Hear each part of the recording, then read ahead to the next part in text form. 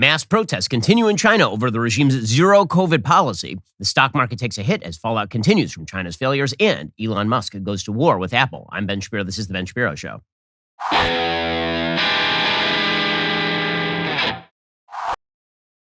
This show is sponsored by ExpressVPN. It's time to stand up against big tech. Protect your data at expressvpn.com/Ben. I'll get to all the news in just one moment. First, profiling, surveillance, data harvesting. A lot of things that big tech giants are doing that I don't like a lot. And here's the thing, you are giving them a lot of your data. So why do that? Stop that. For less than $7 per month, you can join me and fight back against big tech by using ExpressVPN. On the show in just a moment, we're going to talk about why it's kind of important that you fight back against big tech and their government friends, including in places like China. Big tech companies make their money by tracking your online activity, your searches, video history, everything you click on. They sell that data to advertisers who target you, and maybe some of them actually share it with foreign governments. ExpressVPN helps you anonymize much of your online presence by hiding your IP address so they can't match any activity back to you. I use ExpressVPN on all my devices to make it much more difficult for big tech companies to exploit my data for their own profits. It's incredibly easy to use. I just tap one button on my phone or computer. I'm free to roam the internet free from big tech's prying eyes. So if you don't like big tech tracking you and selling your personal data for profit, fight back by using ExpressVPN. Visit expressvpn.com/Ben right now. Get 3 extra months of ExpressVPN for free. That's expressvpn.com/Ben. Again, expressvpn.com/Ben to get started. Also, as you may have noticed, it's a pretty busy world out there, and sleep may not be the easiest thing to come by, which is why you need a mattress made just for you. Like everything else in your life right now is personalized. Why wouldn't you personalize the thing you're spending at least 8 hours a night on, your mattress? This is what Helix does for you. It's what Helix does for me. I've had my Helix sleep mattress for years now. I love it. I sleep like a baby, even in the midst of the busiest season of the year. A mattress should never be a one-size-fits-all solution, because why should you have to compromise on comfort? Helix has a sleep quiz that matches your body type and sleep preferences to the perfect mattress, because why would you buy a mattress made for somebody else? I took the Helix quiz. I was matched with a model that is firm but breathable, because I tend to heat up at night, and also because if it's too soft, I get back pain. Go to helixsleep.com/Ben, take their 2-minute sleep quiz, find the perfect mattress for your body and sleep type. Your mattress will come right to your door, shipped for free. Helix has a 10-year warranty. You get to try it out for 100 nights risk-free. They'll even pick it up for you if you don't love it, but you will. Helix has over 12,000 5-star reviews. Their financing options and flexible payment plans make it so great night's sleep is never far away. For a limited time, Helix is offering up to $350 off all mattress orders, plus 2 free pillows for our listeners. That is an amazing deal. Take advantage of it at helixsleep.com/Ben. With Helix, better sleep starts right now. Well, the chaos continues in China as mass protests continue across China. The consequences for the regime are yet unknown, but there's some serious questions to be asked about zero COVID policy generally. And the West is letting itself off a little bit easy here. What I mean by this is that right now, the sort of resistance that you are seeing in China to China's zero COVID policy, which has been spurred by the fact that China was literally welding people into apartment buildings to prevent them from leaving because they may have had COVID. And this resulted in a fire in an apartment building that killed 10 people. And that has resulted in all of the chaotic demonstrations that you're seeing, the so-called white paper revolution over there. The West is letting itself off easy because for literally 2 years, China was held up as a quasi-model for this sort of behavior. China was lying to the world. They lied about the release of the virus. They knew, apparently, according to Scott Gottlieb of the FDA, as early as October or at the very latest November of 2019, that there was human-to-human transmission of the virus, and they allowed it to escape Wuhan and infect literally millions of people around the world. The virus ended up killing over 1.5 million Americans, according to the latest CDC statistics. And meanwhile, the media, members of the White House, including Anthony Fauci, they sort of covered for the Chinese. They suggested that the Chinese were doing it right. And all over the world, there was talk about how there needed to be lockdowns. There needed to be the sort of Chinese authoritarianism that would get this thing stopped in its tracks. Now, the problem is twofold. One, it didn't stop things in its tracks in China. China lied about everything. They lied about their stats. They lied about illness. They lied about death. They lied about the virus itself. They kept the actual virus's DNA composition hidden for literally months so that people couldn't develop the vaccine earlier and therefore save many, many lives, particularly of the elderly. But all over the world, the press praised people who locked down hard. So if you're Andrew Cuomo and you were sort of a lockdown advocate, you were the greatest. And if you were Ron DeSantis, then you were Ron Death Santis. If you were New Zealand's Jacinda Ardern and you were talking about locking down the entire country for months on end, you were a great heroine of the world, saving lives every day. If you were Australia and you were tracking down teenagers who were hanging out by themselves on the beach, and you had dystopian images of drones that were following people on the beach, arresting people. Oh my God, somebody has COVID. We have to track them down using the Hound from Fahrenheit 451. This was considered good policy by a lot of people on the left, a lot of people in the media. And China was seen as a model for all of this. And so now there's an attempt to walk back the sort of enthusiasm for lockdown, the enthusiasm for Chinese methodologies. There's an attempt to walk that back because obviously it, number one, didn't work. And number two, it actually is violative of human freedoms. But we should not forget that if given the opportunity, there are a lot of people in authority who use single factor analysis to determine what to do in times of crisis, who would go along with the kind of stuff that we have seen in China and are continuing to see in China. There are a lot of people who go along with that. And this is sort of the nature of a bureaucratic Western state. Bureaucracies tend to operate along single factor analysis lines. So politicians are elected to weigh and balance. There's a lot of talk at the very beginning of COVID about how we should figure out what public policy looked like. Should this be up to the bureaucrats like Dr. Fauci over at the NIH, or should it be up to the elected politicians, even the ones you don't like President Trump? Who should actually make the policy? And the best politicians were the ones who actually came out and said, I am making the call. I was elected to make this call because there are a lot of questions as to how we make this balance. Do kids get to go to school? There's serious cost to kids not going to school. Can you go and open your workplace? There's serious cost to you staying home. Should we just force everybody to stay home and blow trillions of dollars into the economy, creating an unprecedented inflation spiral that is going to result in some pretty serious global economic consequence? And these are all questions that politicians should have been asking themselves. But the easiest thing in a bureaucratic republic to do is kick it over to the bureaucrats. And if you are a bureaucrat, your chief goal is to focus in on the one thing that allows you to keep your job. The mission of your agency is something that James Q. Wilson talks about in his book, Bureaucracy, that agencies are typically designed in order to facilitate their quote-unquote mission. But if the mission is very specific, it becomes the only thing that they care about. So if the mission for the NIH is quote-unquote save lives, then all the other factors go out the window. All of the costs of keeping people out of school, all of the costs of shutting down your business, all of the economic costs, all of the costs in loneliness and deaths of despair. All that stuff goes out the window because you have one goal and one goal only, and that is zero COVID. And for a very long time, that was the policy of the United States. Dr. Anthony Fauci was preaching this. He was suggesting, without any sort of actual statistical evidence, that we were going to get to something approaching zero COVID. He would suggest that we get to less than 10,000 cases a day, and then he would set an arbitrary marker, maybe 40,000 cases a day, maybe 0 cases a day. But he would say, the more cases they are, the worse it is. And the problem with that is that facilitates a logic that leads to lockdowns. That is a problem. And we knew from the very beginning, really, from like a couple of months in, it was fully obvious that lockdowns were not going to solve this problem. There were those of us in the media who were talking about the idea that if you actually wanted to protect and shield the population, you need to focus on protecting and shielding the most vulnerable, because it was very clear from the evidence that the people who are chiefly affected by this were people with serious pre-existing conditions, serious obesity, diabetes, cancer, leukemia, and the very elderly. And the stats showed that. I mean, if you actually look at the CDC statistics today, what you will see is that as of today, 76.1% of all people in the United States who died of COVID were above the age of 65, which we knew from very early on, which would have suggested that if we actually wanted to pursue anything remotely like herd immunity, what we should have been doing is tranching out the population by age. What we should have been doing is saying all the 20-year-olds go back to work. Okay, you all got infected and you're all fine because you're 20. Now all the 30-year-olds go back to work. Okay, you're all fine. Now all the 40-year-olds get back to work. And what you're doing is you're cutting down the vectors of transmissibility. But not only are you cutting down the factors of transmissibility, you're also allowing people to go back to work in tranches, and you are shielding the most vulnerable. Right? That would have been the smartest approach throughout.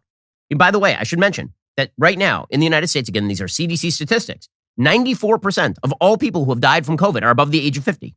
94%. So it is no surprise that we find that in the latest upsurge in COVID deaths are skewing older again. According to the Washington Post, President Biden may have declared the coronavirus pandemic over, but from John Felton's view as the Yellowstone County health officer in Billings, Montana, it's not over, just different. Now more than ever, it is a plague of the elderly, but it was always a plague of the elderly. I'm amused to see the Washington Post pretend that this is like a breaking news thing. It was not breaking news. We knew very early on that young people were disproportionately fine from this virus. In October, Felton's team logged 6 deaths due to the virus, many of them among vaccinated people. Their ages 80s, 60s, 70s, 80s, 90s, 90s. Yellowstone County made the decision early in the crisis to recognize each death individually. Felton said it is important as ever to acknowledge the unrelenting toll on a still vulnerable older generation while most everyone has moved on. But that is the thing about being old, is that older people tend to die. The death rates among people in their 90s are much higher than the death rates among people in their 20s. So what you're talking about here is vulnerable people tend to be vulnerable, which is not any sort of breaking news. And by the way, this is the area in which the vaccines have had their most significantly positive effect. I mean, people above the age of 65 who got the vaccines, particularly, had significantly lower rates of death from COVID and lower rates of serious disease from COVID than people who did not get the vaccine if you were above the age of 65. But again, we knew from the beginning that this was true. We knew from the beginning that it was disproportionately older people who were going to die of COVID. And yet there was this push for broad lockdown. And there was enthusiasm about broad lockdown that continues until this day. And so there are two things that are worth noting about China. One is obviously the geopolitical chaos that is ensuing because of the unrest in China. What does it mean for China's foreign policy? What does it mean for China cracking down on its own citizens? What should the West do? That's one issue. The second issue is we look at what China is doing right now with these lockdowns and has been doing for a couple of years with these lockdowns. And you wonder, is that sort of authoritarianism totally foreign to the West? Is that something that could quote unquote never happen here? Or should we be looking at China and should be very wary about the kind of powers we give to governments? Because again, our government was rather warm on this sort of stuff until very, very recently. I mean, literally this week, Anthony Fauci, who is going to leave his job, we can only pray sooner rather than later. Anthony Fauci was asked about shutting schools down again, going into the winter. And he kind of started weirdly giggling about it on Face the Nation. It was odd. Coming out of the holidays, should parents expect schools to shut down? I don't know, Margaret. I'm not sure. When you talk about shutting down schools, there's always the collateral That's also effects. radioactive. It is, exactly. There's always the collateral issues. That's a weird laugh. I mean, he says now that there are collateral issues, but very early on, he was very much pushing for these sorts of shutdowns. And he still sees circumstances in which lockdowns would be a net positive. Go back to April, and he was talking about Chinese policy, and he says, listen, China may be doing it too long, but is lockdown policy really the worst idea? I mean, if it gets people vaccinated, maybe it's something that you might have to do sometimes. Here's Anthony Fauci conditionally endorsing Chinese policy. Well, China has a number of problems, two of which are that their complete lockdown, which was their approach, a strictest lockdown that you'd never be able to implement in the United States, although that prevents the spread of infection. And remember, early on, they were saying, and I think accurately, that they were doing better than almost anybody else. But lockdown has its consequences. You use lockdowns to get people vaccinated so that when you open up, you won't have a surge of infections because you're dealing with an immunologically naive population to the virus because they've not really been exposed because of the lockdown. Okay, but the problem is that Anthony Fauci considers the United States population largely immunologically naive. He was out there just a few days ago now talking about how if there was a wave of death this winter, it was going to come from those who are unvaccinated. So there are no standards there. So the question becomes, what level of crisis is going to necessitate the sorts of lockdowns that we've been seeing in China? By the way, it is worth noting here that Anthony Fauci has been bizarrely conciliatory toward the Chinese. I mean, it is very, very weird because the fact is, again, China is the world's worst actor when it comes to this virus. It is because of the Chinese government that literally millions of people are dead. They have killed millions of people. This virus did not have to escape Wuhan, whether it was released from a lab, whether it was not released from a lab. It did not have to escape Wuhan. They knew early on what was going on. They facilitated, they encouraged travel, and it killed 5-6 million people across the world. And that is the fault of the Chinese government. And yet Fauci is still weirdly conciliatory with them. He was asked actually this week about China not being forthcoming about the virus, and he actually blamed Trump, which is strange because if you actually remember to the beginning of the Trump administration, Trump was very conciliatory toward China. In January of 2020, you remember that Donald Trump was actually talking about how the Chinese were doing a good job cracking down on it, and they were being open about the virus, and they were working with the WHO. It was only later that Trump turned on China when he got the information or was willing to reveal the information that China had basically hidden a bunch of information. But here's Fauci still kind of standing for China. Weird. Have you seen anything that Beijing has produced at all in terms of explanation or data? Well, their explanation is an explanation that they will not allow us to look at the primary information. We need a transparency and a collaboration to open things up so that we could discuss it in a non-accusatory way. What happens is that if you look at the anti-China approach that clearly the Trump administration had right from the very beginning, and the accusatory nature, the Chinese are going to flinch back and say, no, I'm sorry, we're not going to talk to you about it. Okay, that's patently crazy. Okay, the Chinese, again, were hiding this thing from October of the year before. And Anthony Fauci's out there standing for China. By the way, it is worth noting here that Anthony Fauci was asked about whether the United States and the NIH in particular under his auspices had helped to fund gain-of-function research in Wuhan that led to the arising of this virus. He said, well, we're almost certain that it wasn't us. I can't tell you what's going on in all of China and in other things, but Right. I can tell you for sure that if you look at the viruses that the NIH grant funded to study in a surveillance way, anybody who even has a peripheral understanding of evolutionary virology will tell you these viruses could not possibly turn into SARS-CoV-2. So when you talk about a leak, maybe there's a lab leak, but it's not with the viruses that the NIH was funding. That's almost certain that that's the case. Almost certain is a pretty weird kind of holdback right there. Okay, so the reason that I bring all of this up is because China is now using extraordinarily modern methodologies in order to surveil its own citizens. And this is something that should scare people in the West. Because if you look again at people like Anthony Fauci, even if you take Anthony Fauci at his word that all he wants are sometimes very harsh temporary lockdowns, the question always becomes how temporary. And the Biden administration is still declaring we're in the middle of a COVID emergency for purposes of relieving student loan debt. And it is now November of 2022. And this virus broke out in the United States in January of 2020. It's fully 2 years later at this point. And we're still doing this routine, which is insane. And yet you still have Anthony Fauci out there doing it. So the question becomes, should we be worried about a government that has the capacity to monitor all of its citizens the way that China does? And they should raise questions about tech. They should raise questions about the sort of interfacing between big tech and big government. According to the Wall Street Journal, China's COVID protesters are the targets of Beijing's surveillance state. And the reality is that the KGB never could have dreamt of this level of surveillance. The ability that the Chinese government has to monitor literally everyone. I mean, they have a social credit system over there. They're monitoring everybody's online. They can monitor your phone. They can make sure that they know exactly where you are at any time, literally any time. There's never been a surveillance state like this in human history. And the Chinese have perfected this, which means, by the way, that it's going to be very difficult for there to be an actual regime overthrow in a place like China, so long as the military retains its loyalty to Xi Jinping. But this has some pretty significant ramifications for those of us who live in the West as well, because at any moment, you could have a government that declares an emergency over something like COVID and simply locks you in your home and then monitors you, cuts you off from the banking. Like, it doesn't take somebody paranoid to see the line of where things could go if the wrong people are in charge. Or if people take what they believe to be the most life-affirming decision in order to protect the most lives. They just have to lock everybody in their house. And if you violate the rules, then we follow you around. Or let's say that it's disconnected entirely from things like the virus.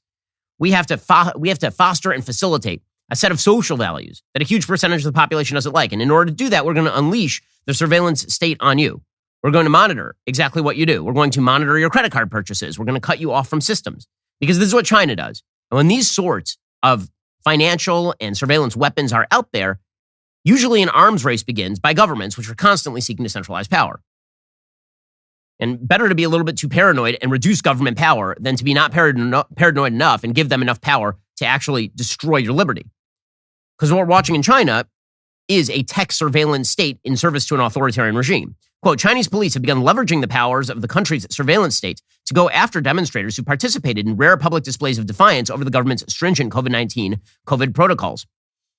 Wang Shengsheng, a lawyer providing legal support to more than 20 protesters from Beijing, Shanghai, and other cities, said at least 15 people or their families and friends reached out to her for help after being contacted by local police. She said she suspected police had used data from mobile phones, including apps used to monitor COVID exposure, to track the movements of people involved in protests. By the way, this is just another good reason why we should ban TikTok in the United States. TikTok is a Chinese op, and it is one of the most successful Chinese ops in human history. Police were also scanning social media accounts to investigate protesters, according to this lawyer. A university student in Beijing who participated in Sunday's protest in the city said his school had been contacted by police. The school told him police had used mobile phone data to track his movements to the vicinity of the protests. He said he'd been asked to write a declaration explaining why he was present in the area at the time. Under leader Xi Jinping, according to the Wall Street Journal, China has expanded its ability to track the movements and activities of its citizens. While this didn't stop the protests from breaking out, China's security apparatus has begun to lean on it to prevent them from spreading. Besides hundreds of millions of cameras, some equipped with facial recognition software that line city streets, police can also access detailed mobile phone and social media data that shows locations of people at a given time. The government has enhanced these capabilities over the past 2 years as part of contact tracing efforts to control the spread of the virus. The efforts to track protesters came as Chinese health officials responded to the public anger over COVID-19 policies and appeared to recalibrate their message on the danger posed by the virus. On Tuesday, the National Health Commission urged local government officials to avoid unnecessary and lengthy lockdowns. Health officials said the Omicron variant led to less severe COVID cases than previous variants. The message echoed a similar shift from Chinese state media, which is good news. It seems like the Chinese government is beginning to realize that its lockdown policies are creating all sorts of chaos internally.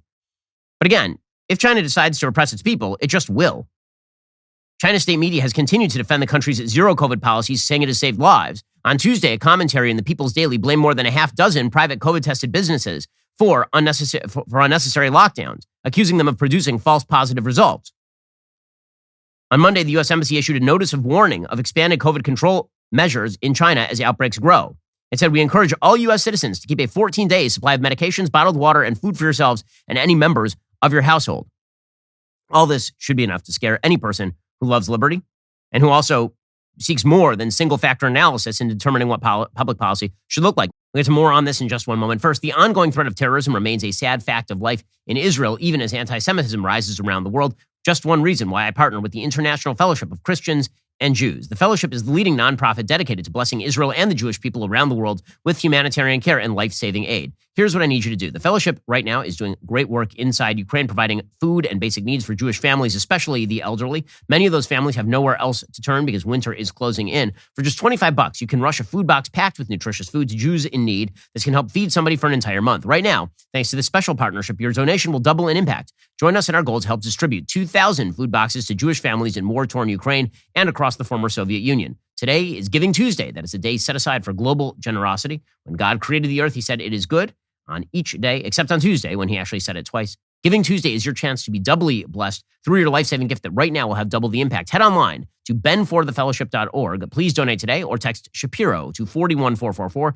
They urgently need your help. That's benforthefellowship.org or text Shapiro to 41444. Also, and look around your home right now. And there's some upgrades that you can make that are fairly easy. Maybe the furniture needs a refresh, but the thing that you're probably not thinking about right now is your window coverings. How light comes into your house is a huge thing. It is for me, and that's why we have relied on Blinds.com at the Shapiro household. Blinds.com is the #1 online retailer of custom window coverings with over 40,000 five-star reviews. Everything they sell is covered by their perfect fit and 100% satisfaction guarantee. You can measure it and install it yourself or have Blinds.com take care of it with local professionals. There's no showroom, no retail markets, and no matter how many you order, installation is just one low cost. With hundreds of styles and colors to choose from, Blinds.com is sure to have the perfect treatment for your windows. Shop the Blinds.com Cyber Monday sale right now through November 30th and save up to 50% off everything, plus doorbusters. That's 50% off site-wide, plus doorbusters on premium brands at Blinds.com. When you check out online, don't forget to tell them you heard about Blinds.com from The Ben Shapiro Show. Rules and restrictions may apply. Plus, you can pay over time with PayPal credit at Blinds.com. PayPal credit is subject to credit approval. Visit Blinds.com/PayPal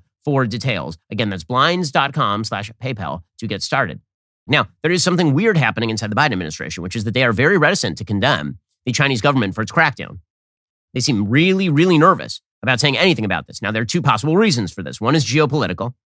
Joe Biden is not ready to go face-to-face, toe-to-toe with Xi Jinping over human rights violations in his own country, which, of course, would not be particularly surprising considering the West was completely silent over the complete repression of Hong Kong, the first communist takeover of a major country since the Vietnam War, essentially.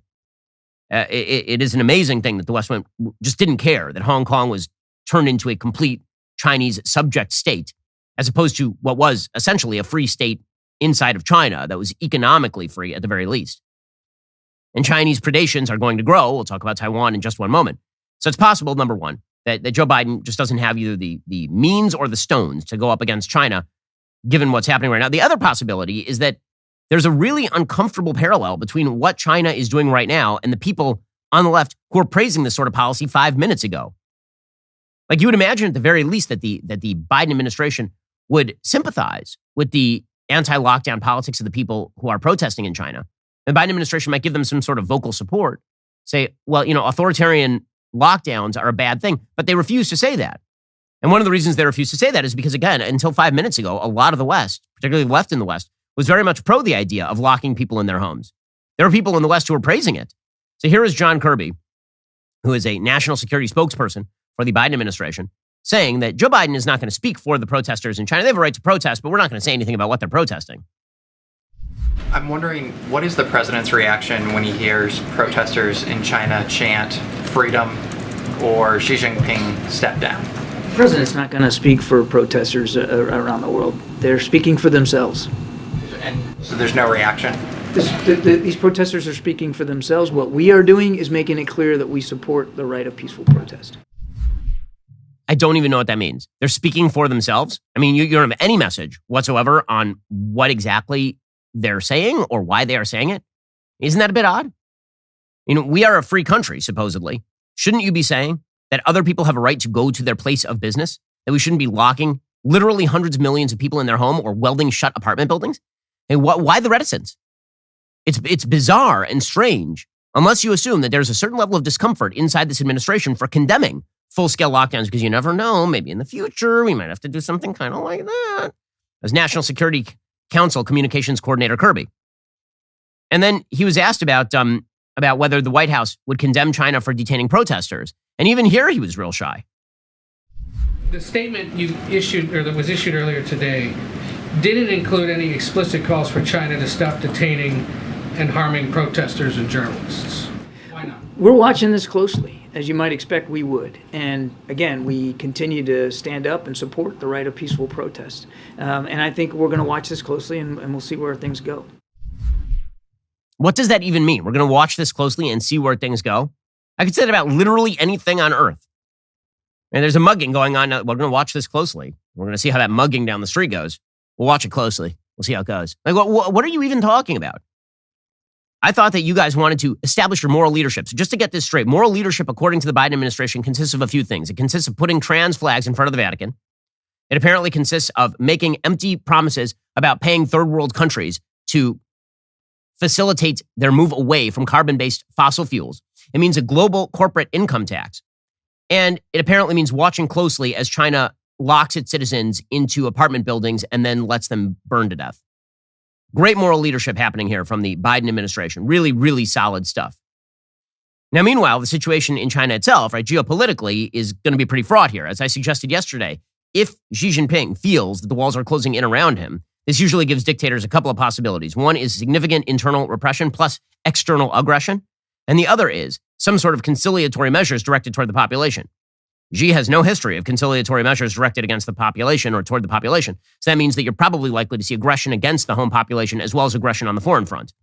According to the Wall Street Journal, President Xi faces a difficult choice between loosening China's zero-tolerance COVID-19 policy or doubling down on restrictions that have locked down neighborhoods and stifled the country's economy over the past 3 years. Neither option is a good one for a regime focused on stability. Stock markets around the globe declined Monday as protests in China fueled worries among investors about the outlook for the world's second-largest economy.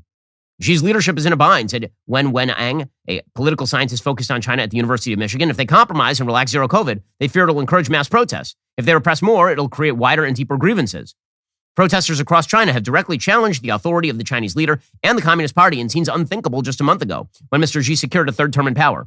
In Shanghai over the weekend, protesters used call and response chanting to demand political change. In Beijing, crowds shouted freedom. In other large cities, demonstrators marched holding blank sheets of paper, a swipe at government censorship.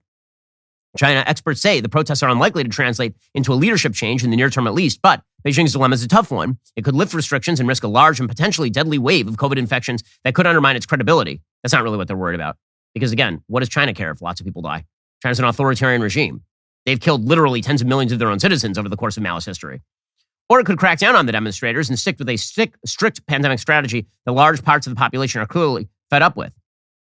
Widespread and public outpourings of political grievance have been extremely rare in a country where people have long consented to obey party authorities as long as they deliver prosperity and allow citizens relative freedom in their personal lives. But of course, China is now reversing all of that. There's a good piece by Zhanli Zhang, a former Tiananmen Square protester and political prisoner of China, over at the Washington Post, saying, "Don't let China stage another Tiananmen massacre."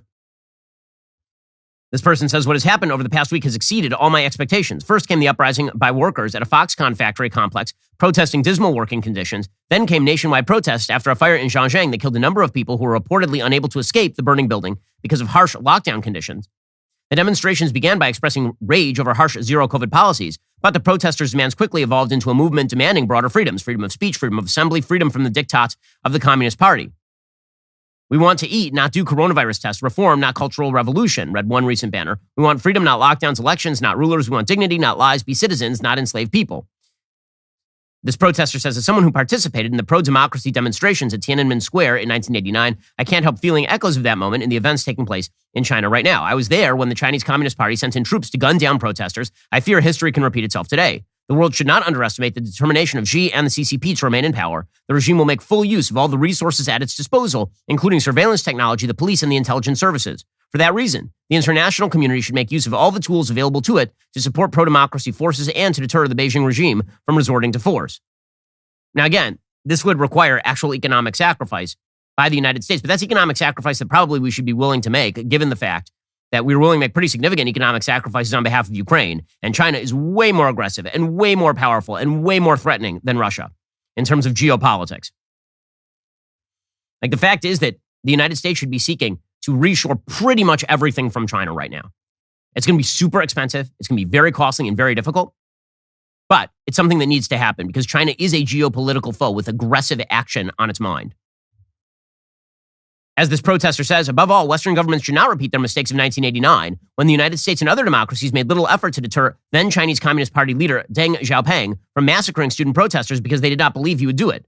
Today's Western leaders can openly show moral support for the protesters and encourage the Chinese authorities to engage in peaceful dialogue with them. Western governments should also see this opportunity to collaborate more closely with human rights organizations and the Chinese diaspora to advance a greater understanding of human rights abuses within China. I mean, this seems eminently correct. And again, a lot of this seems to be tied into the Western unwillingness to face up to the threat that China poses, because there are a lot of people making a lot of money from China. The attempt to open up China, the belief that broader economic rights would eventually lead to broader political rights inside China, has been completely thwarted by Xi. The basic theory was you build a burgeoning middle class by opening up China to effectively state mercantilism. That burgeoning middle class will want to hold on to its privileges and therefore will oppose government action that cracks down on those privileges in the name of the collective. The problem is, so long as you have a giant army willing to kill lots of people, you can have the best of both worlds if you are Xi. Or you can pick and choose. You can say, it is more important for me to pursue my collective ambitions than it is to allow the middle class to continue to flourish in China. And you shoot people, after all. And so what that's meant is that Western countries seem more dependent on China than China is on the West, as long as what you believe is that China doesn't care that much about its economy. It cares a lot more about its internal stability. This has always been the case with, for example, North Korea. You can use whatever economic measures you want with North Korea. The fact is that they are living in abject poverty in North Korea. There's basically one light on, and it's in Kim Jong-un's palace. And they will continue to maintain power because they will just shoot anybody who gets in their way.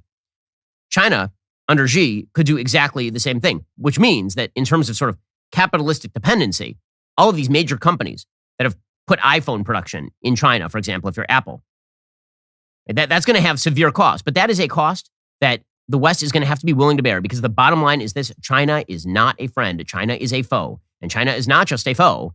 China is a wildly aggressive foreign power that is seeking to subvert the world order, and particularly U.S. power abroad. Apple right now is in serious trouble, by the way. According to the Wall Street Journal, Apple's short-term problems depend on the patience of its most lucrative iPhone buyers. Its long-term problems will require the patience of a much larger constituency. Growing unrest in China has affected production of Apple's devices there. The company warned on November 6th that COVID restrictions at an assembly plant in Zhengzhou were resulting in significantly reduced capacity for producing the iPhone 14 Pro and Pro Max models. The situation has only grown worse since, as lockdowns have helped spark more protests across the country to a level unseen in decades. That threatens the sales mix that investors were counting on to help prop up iPhone revenue in the December quarter. If we're entering a recession, and then we are also attenuating trade ties with China, the recession is going to get a lot worse. But again, these are measures that the U.S. government should have been moving toward over the course of the past couple of decades, once it became clear that Chimerica, as historian Neil Ferguson says, was a failure on the geopolitical front. That it was effectively offshoring jobs to China, which made the economy globally more efficient and created lower prices, but also enmeshed American companies in doing the business of China. Right now, Apple is apparently shutting down airdrops in China. Like, they're preventing airdrops to prevent communications from going on at the behest of the Chinese government because they do so much business in China. Once these companies are dependent on the Chinese government, they're obviously going to cater to the Chinese government. Which brings us to the clash between Elon Musk and Apple. Because again, if you're talking about Musk, who's a pro-free speech advocate, you're talking about Apple, which has been willing to do the actual bidding of the Chinese authoritarian government. That is a conflict that is not going to be solved between Apple and Elon Musk in a clash of ideas. Because that is a clash of interests, not just a clash of ideas. And that clash of interests can really only be solved by collectivized governmental action by the West in defense of its own interests. And that means actual restrictions on doing business in China. That's something that is going to happen in short order. We'll get into that in a second. First, if you're looking for the best gift of the year for friends and family, Legacy Box is it. Why? Well, what does Legacy Box do? It preserves all those family memories you got moldering out there in the garage. Go out in your garage right now where you're going to see a bunch of old film reels, VHS tapes, like stuff you haven't seen in years. You don't even remember what's on it. But when you get that transferred over to digital with Legacy Box, now it is accessible and it is preserved forevermore. You send in your tapes or photos, they send them back in a digital format that will always be protected from floods, mold, or other hazards. These irreplaceable moments can be easily viewed, shared, and passed on for future generations. Legacy Box is what Better Homes and Gardens calls the most sentimental gift for making this holiday season special. I've done this for my parents at least twice. I've done it for my own family.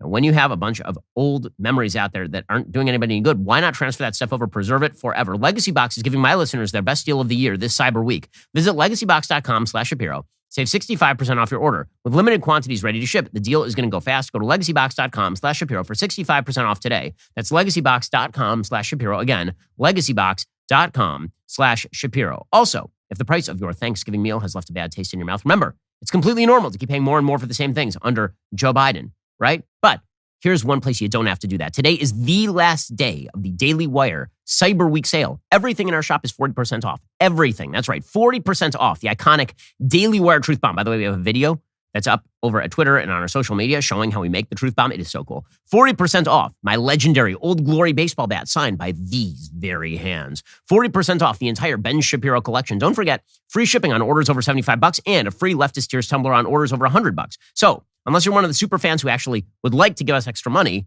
don't wait until tomorrow. Go to dailywire.com/shop today for your last chance to get 40% off our best deal of the year on all the gifts worth giving. Okay, so there are a lot of people when we talk about trade with China who use the word globalization or globalists. So I think that there are two definitions that we need to separate out. One is the idea that trade generally benefits the partners in trade. That is true economically speaking. The problem is, what if your partner in trade also hates you security-wise and is trying to undermine your position on a lot of other issues? And so globalization generally is good for the trading partners in terms of both of their economies. We've gotten a lot of cheap products here in the United States. The jobs that we've lost in manufacturing were made up in the services sector. It's had significant downstream effects for people in particular areas of the United States, but pretending that trade with China was overall sort of a bad economic deal for the United States is not true. However, it was a bad security deal for sure. And the fact is that now that we've had all of our corporations basically turned inside out because they want access to the 1.5 billion person Chinese market, and they manufacture all their products super cheap over in China, this means that a lot of those corporations can now be weaponized against American interests. And this is precisely what's happening with Apple. You have a lot of globalized corporations who do not have America's security interests at heart, who are trying to cut deals with China in order to facilitate their own profits. And that's what economics does. I mean, you try to facilitate your own profits no matter how you do it. Nobody ever said that Apple was going to have American security first and foremost in mind. But you know who should? The United States government. And the same thing is true of the UK government. By the way, Rishi Sunak, the new prime minister of Britain, he just declared the era of golden relationship, the era of golden sort of relations between the UK and China over. He did that actually today. So it seems like the West is starting to get active on this. But this sets up a real debate within corporate America. That latest debate is broken out into the open over a couple of issues. One is TikTok, and the other is Apple. So with regard to TikTok, there are a lot of people in the United States who are stumping for not closing down TikTok in the United States. It's massively popular. It's incredibly viral. Their algorithms are incredibly sophisticated. Usually, algorithms on social media sites are based on spending a certain amount of money in order to promote videos, and then maybe it goes a little bit viral, and the algorithm picks up on that and facilitates. TikTok picks up on what it believes are the things most likely to go viral and starts magnifying those, even if it's just some weirdo in his basement filming something. So it's a very sophisticated algorithm, so sophisticated and so viral and so dangerous that China does not allow the US version of TikTok in China. China actually uses TikTok as an educational tool in China. It uses it as a mind virus in the United States and the rest of the West. But there are a lot of politicians who aren't willing to shut down TikTok because, again, the idea is that we have to facilitate good relations and trade with the Chinese. Apple is doing the same thing. Apple stumps for open relations with China because they make a lot of money over in China. Meanwhile, Apple is, while they crack down on the protesters in China at the behest of the Chinese government, they're also apparently now cracking down on Twitter. According to the New York Times, Elon Musk tweeted on Monday to Tim Cook, "What's going on here, Tim Cook?" Tim Cook, of course, is the chief executive of Apple. In a series of tweets over 15 minutes, Musk, the new owner of Twitter, accused Apple of threatening to withhold Twitter from its app store, a move that would limit some new users from downloading the app. The action would amount to censorship, Musk said, with no explanation from Apple for why Twitter would be blocked. He added that Apple had also reduced its advertising spending on Twitter. He says Apple has mostly stopped advertising on Twitter. Do they hate free speech in America? Well, I mean, this is a serious question. Seriously, why is Apple minimizing its advertising suddenly on Twitter, but it's doing the work of the Chinese government in China? With his tweets, Musk set the stage for a powerful struggle with Cook, who holds immense influence over other tech companies through Apple's dominance. Musk has a vested interest now in Apple's cloud because of his ownership of Twitter, which he bought last month for $44 billion. Twitter is distributed through Apple's App Store and is used by iPhone and iPad owners around the world. In one tweet, Musk implied he was ready for war with Apple. Musk has been poised to confront Apple since taking over Twitter. His business plan is predicated on shifting its revenue from a dependence on advertising to a greater reliance on subscription sales. But any new subscription revenue will be subject to Apple's practice of taking as much as a 30% cut. Musk's complaints also come at a pivotal time for Apple. There's a push in Congress during the final months of the year to advance a series of antitrust laws. Among the bills under consideration is the Open App Markets Act, which seeks to give developers more control over their apps and allow them to skirt the fees that Apple and Google charge. Gene Munster, the managing partner of Loop Ventures, a technology research firm, says Elon is the latest chapter in a push to make App Store fees lower. This will resurrect a topic that's been fairly quiet over the past 6 months. Musk has actually threatened that maybe he will release a Twitter phone, essentially, and he'll build his own phone company if it is not possible for Apple to force Apple to open up the App Store. Apple has increasingly faced a backlash from app developers, as well as pressure from regulators and politicians around the world over its App Store policies. The App Store has become a prime gateway where billions of iPhone users download Twitter, Facebook, Snapchat, games, all sorts of other programs, making it an arbiter of software distribution. Apple then uses those fees to pay a staff of several hundred people who review each app that it distributes. The company has said its app reviewers protect customer privacy and security, as well as preventing them from being subjected to fraud. So all of this is, yes, market-driven, and yes, Musk would prefer to pay less money to Apple for subscriptions that are bought to Twitter from Apple. But there are serious questions about how Apple does its business, globally speaking. And the only way to solve that is not to, quote-unquote, punish Apple for doing business in China. The way to solve that is for the entire West to unify in opposition to China's policy, to encourage reshoring of businesses away from China, including Apple. And again, there are companies that have refused to do business in China specifically because of this. I mean, all credit to Mark Zuckerberg, a phrase that I don't say very often, over at Facebook. I mean, Zuckerberg has said he is not going to follow the Chinese protocols with regard to free speech, which is why Facebook is not available in China. So, the sort of battle over free speech, which right now is happening in the private sphere, is likely to extend into the public sphere as well as Chinese policy is implicated. Meanwhile, I got to say, this is amazing. So Karine Jean-Pierre was asked yesterday about Twitter and about quote-unquote misinformation appearing on Twitter. And she had much harsher words to say here about Elon Musk and Twitter than the administration has to say about the Chinese government that is currently locking people up and or maybe killing them if they protest the regime. Here she was saying, we're going to be looking into Twitter, not TikTok, a Chinese government propaganda outlet. We'll be looking into Twitter. Are you concerned about Elon Musk says there's more and more subscribers coming online. Are you concerned about that? And what tools do you have? Who is it at the White House that is really keeping track of this? So look, this is something that we're certainly keeping an eye on. And we have always been very clear and that when it comes to social media platforms, it is their responsibility to make sure that when it comes to misinformation, when it comes to the hate that we're seeing, that they take action, that they continue to take action. I mean, amazing stuff from the White House. So the White House very upset with Elon Musk and the ability for people to use that app to distribute information they don't like. Not so interested in China cracking down on its own citizenry. After all, those protesters are speaking for themselves. Alrighty, guys, the rest of the show is continuing right now. You're not going to want to miss it. We'll be getting into a Biden administration employee most famous for puppy play, getting caught stealing women's luggage, and plenty more. If you're not a member, click the link in the description and join us.